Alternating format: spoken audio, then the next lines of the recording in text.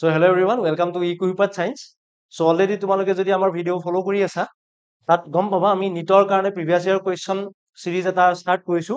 So আমি প্ৰথমতে class 11 ৰ যেটো চেপ্টাৰ আছিল স্ট্ৰাকচাৰ অফ এটম তাৰ কাৰণে অলৰেডি পাৰ্ট 1 টো আমি অলৰেডি আপলোড কৰিছিলো সো তোমালোকে চাব পাৰিবা তাৰ পৰা সো নেক্সট আমি স্ট্ৰাকচাৰ অফ এটমৰ পাৰ্ট 2 তাত আজি আমি টপিক বিশেষকৈ লোৱা গৈছে এটো টপিকৰ ওপৰত আমি ডিসকাস কৰিম হাইজেনবাৰ্গ আনসাৰ্টেইনিটি প্ৰিন্সিপল ঠিক আছে হাইজেনবাৰ্গ আনসাৰ্টেইনিটি প্ৰিন্সিপলৰ question okay so first of all Heisenberg uncertainty প্ৰিন্সিপলটো কি আছিল delta X uncertainty in position uncertainty in momentum greater than or equal to কি আছিল h বাই 4 পাই এই গোটেইখিনিৰ ওপৰতে আজি আমাৰ কোৱেশ্চনৰ ডিলখিনি হ'ব ঠিক আছে সো আমি স্টাৰ্ট কৰিব ওলাইছো প্ৰথম কোৱেশ্চন চোৱা The uncertainty in the velocity of two particles A and B. Velocity uncertainty দিয়া আছে দুটা পাৰ্টিকল মই দুটা পাৰ্টিকল ধৰিছো A আৰু B. Velocity এটা পাৰ্টিকলৰ uncertainty কিমান দিছে 0.05 মিটাৰ পাৰ সেকেন্ড আনটো পাৰ্টিকলৰ uncertainty কিমান দিছে 0.02 metre per second.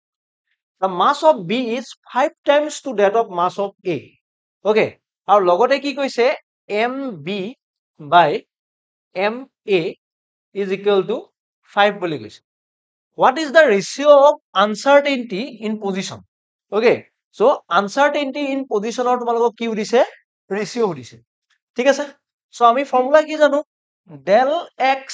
into del px is equal to h by 4 pi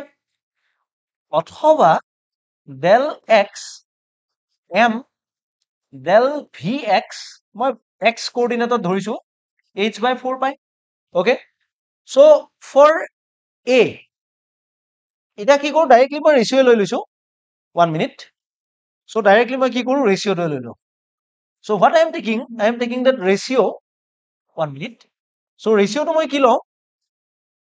ইয়াৰ পৰা মই এটো কৰিব পাৰো নেকি del x is equal to h by 4 pi m del vx এটো লব পাৰো ওকে সো এতিয়া del x ইনভাৰ্সলি প্ৰপৰ্শনাল টু কিহৰ ওপৰত ইনভাৰ্সলি প্ৰপৰ্শনাল হৈছে মাস আৰু কিহৰ ওপৰত প্ৰপৰ্শনাল হৈছে ভেলোসিটি ওকে সো এটা আমি ডাইৰেক্টলি ৰেশিও লও del x by del xb equal to কিমান হ'ব ওপৰত যাব কিমান ma into delta va divided by mb into delta কি আহিব vb ঠিক আছে নাও এটা চোৱা সব ডাটা দিয়া আছে mb by ma মানে 5 আছে সো ma by mb মানে কিমান হ'ব 1 by 5 definitely delta va কিমান দিয়া আছে 0.05 আৰু delta vb কিমান দিয়া আছে 0.02 সো ইয়াৰ পৰা যদি ক্যালকুলেট কৰা তোমালোকে উলাব পাৰিবা আৰামছে I think উলাব পাৰিবা so 1 by 5 into 5 by 2 so ইয়াৰ পৰা আহিব 1 মিনিট কিবা গন্ডগোল কৰিলো মই ইয়া সৰি মই ইনভাৰ্সলি প্ৰপৰ্শনাল আছিল মই গুটেটো কি কৰিছো ডাইৰেক্টলি প্ৰপৰ্শনাল লৈ লৈছো সো এটো কি হ'ব mb delta vb ma delta vb sorry va so তাৰ পৰা কি আহিব mb by ma দিয়া আছে 5 vb কিমান দিয়া আছে 0.02 va কিমান দিয়া আছে 0.05 so ইয়াৰ পৰা তোমালোকে যদি কৰা 5 into 2 by 5 5 cancel out আৰু আৰামছে ইউনিট টো কি পাবা যেটো ৰেশিও টো আমাৰ delta x delta xb is equal to কিমান পাম আমি 2 ঠিক আছে সো এনসার কোনটো হ'ব অপশন তোমালোকৰ হ'ব অপশন বি টো তোমালোকৰ কাৰণে কাৰেক্ট হ'ব ঠিক আছে অপশন এ টো তোমালোকৰ কাৰণে কাৰেক্ট হ'ব ঠিক আছে বুজি পাইছা আৰামছে আমি কি কৰিব পাৰো ৰেশিও টো উলাই ললে গুটেখিনি কমপ্লিট নেক্সট কোৱেশ্চন চোৱা the ratio of de Broglie wavelength for electron accelerated through 200 volt and 50 volt যে এবাৰ ইলেক্ট্ৰনটো এক্সিলাৰেট কৰিছো আমি 200 ভোল্টৰে, আৰু সেকেন্ড টাইম আমি কিমান ভোল্টৰে এক্সিলাৰেট কৰিছো 50 ভোল্টৰে। সো তোমাক তাৰ ৱেভলেন্থৰ ৰেচিঅ দিছে, ঠিক আছে। সো ইয়াতে তোমালোকে এটা বস্তু চোৱা, লেমডা আৰু যিটো পটেনশিয়াল, পটেনশিয়ালৰ ফৰ্মুলা আছিলে lambda is equal to h by root under 2 MeV। M মানে হল মাছ, ই মানে হল electron,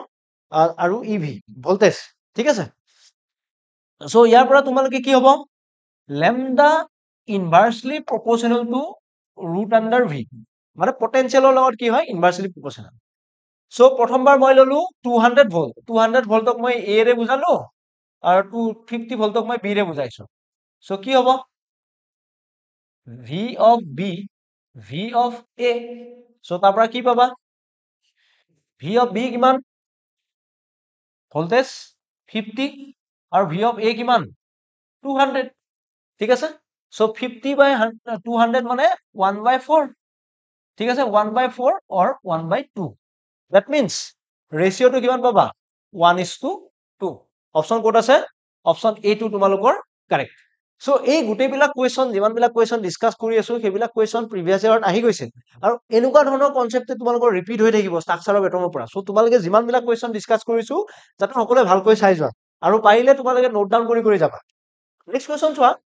if uncertainty in position and velocity,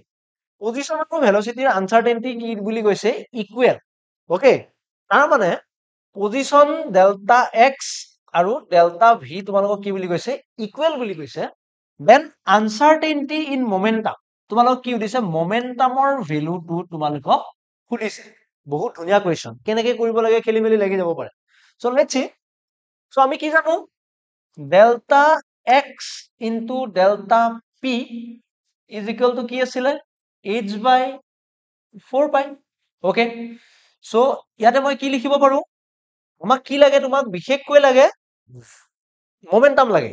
এটা মমেন্টাম বুলি ক'লে তোমালোকৰ তাত কি কি ইনক্লুড হৈ থাকে, মাছ আৰু ভেলোচিটি, ঠিক আছে। আমাক মমেন্টাম লাগে, এই বস্তুটো মই কি কৰো চোৱা, এক্স টো এক্স হিচাপত নিলিখো, মই এইটো ভেলোচিটি হিচাপত লিখো, কাৰণ তেতিয়াহে আমি ভেলোচিটিটো ওলাব পাৰিম, ভেলোচিটিৰ ভেলুটো ওলাব পাৰিম, বুজি পাইছা। সো ডেল্টা এক্স টোক মই কি বুলি লিখো, ভেলোচিটি, এইটোক লিখো এম ডেল্টা ভি, ঠিক আছে, equal to h/4 okay. So তাৰ পৰা আমি কি পাম, m delta v square is equal to h/4 সো delta v square is equal to h/4 m, delta v square equal to কি পালো, h/4 m পালো, ঠিক আছে। therefore কি হ'ব তোমালোকৰ, delta V is equal to কি হ'ব, √h/4 m। Okay, now momentum লাগে, মোমেন্টাম আৰামসে ক্যালকুলেট কৰা। মোমেন্টাম মানে কি আছিলে, mass into velocity, uncertainty in momentum delta P. Okay, so delta P M by delta V, M into delta V. M তো আমি নাজানো, এম তো এম হিচাপত লিখিলো, ভি তো কি কৰিছো মই, আৰামসে লিখা h/4 del m, sorry h/4 এম। ওকে, সো ইয়াতে কি হ'ব, এম টো তুমি লৈ যোৱা ভিতৰত, এম টো ভিতৰত লৈ গ'লে কি হ'ব, m square h/4 m, m cancel out. So কি থাকিব, √mh/4 এইটো এম থাকিব এটা, mh/4 √mh/4, ঠিক আছে। সো এইটো তোমালোকৰ আহিব 1 মিনিট, 1/2 m, yes, এইটো কি কৰিছে, 4 টো ওলাই আনিছে, ওলাই আনি মানে এইটো হৈছে √, আছিলে mh/4, so √mh/4 √2। So option কোনটো পাইছো আমি, অপশ্যন এ টো তোমালোকৰ কাৰণে কি হ'ব, কাৰেক্ট। নেক্সট কুৱেশ্যন চোৱা, if uncertainty in position and momentum, position আৰু মোমেন্টাম দিয়া আছে ইকুৱেল, এবাৰ কি বুলি কৈছে, ডেল্টা এক্স আৰু ডেল্টা পি ইকুৱেল বুলি কৈছে। দেন আনসাৰ্টেইনিটি ইন কি ওলাব দিছে তোমালোকৰ কাৰণে, ভেলোচিটি ওলাব দিছে, ঠিক আছে। সো পজিশন আৰু মোমেন্টাম দিয়া আছে, আগৰ নিচিনা কৰিব পাৰিবা, delta x into delta p is equal to h by 4 pi. So then আকৌ আমাক লাগিব কি ভেলোচিটি ওলাব দিছে এবাৰ ভেলোচিটি ওলাব লাগিলে ডেল্টা ভি লাগিব সো এটো মই ডেল্টা পি হিচাপতে ৰাখো h by 4 pi. So delta p square is equal to h by 4 pi and delta p is equal to কি হ'ব root over h by 4 pi. ঠিক আছে সো আমি কি পালো তাৰ পৰা delta p মানে আমি কি পালো root over h by 4 pi ভালকৈ চাই দেখিবা delta p মানে কি m delta v সো তাৰ পৰা আহিব কি h by 4 pi. So delta v is equal to 1 by m root over h by 4 pi. 1 by m root over h by 4 pi. আৰু h by 4 pi আমি কি কৰিব পাৰো 2 to again ওলাই লৈ আহা 2m h by pi. ঠিক আছে সো অপচন কোনটো কাৰেক্ট হ'ব এবাৰ অপচন সি টো তোমালোকৰ কাৰণে কাৰেক্ট হ'ব চোৱা কিমান ইজি অকল জাস্ট তোমালোকে চেঞ্জ কৰিব লগা আছে এটো কিতিয়া আহি গৈছে নিট 2008 ত আহি গৈছে ঠিক আছে next question wave number of last question wave number of spectral line for a given transition is x centimeter inverse আমাৰ যেটো wave number মানে new bar or 1 by lambda 1 by lambda কি কৈছে for a given transition is x centimeter for helium positive okay যে helium positive কাৰণে কিমান বুলি কৈছে x centimeter inverse বুলি কৈছে then its value for beryllium 3 positive ঠিক আছে সো তোমালোক কি কলে যে হিলিয়াম পজিটিভৰ কাৰণে যেটো নিউ বাৰ আছে মই এ বুলি কৈছো নিউ বাৰ কিমান বুলি কৈছে x সেন্টিমিটাৰ ইনভাৰ্স বুলি কৈছো ঠিক আছে তোমাক এটা কাৰ কাৰণে ওলাব দিছে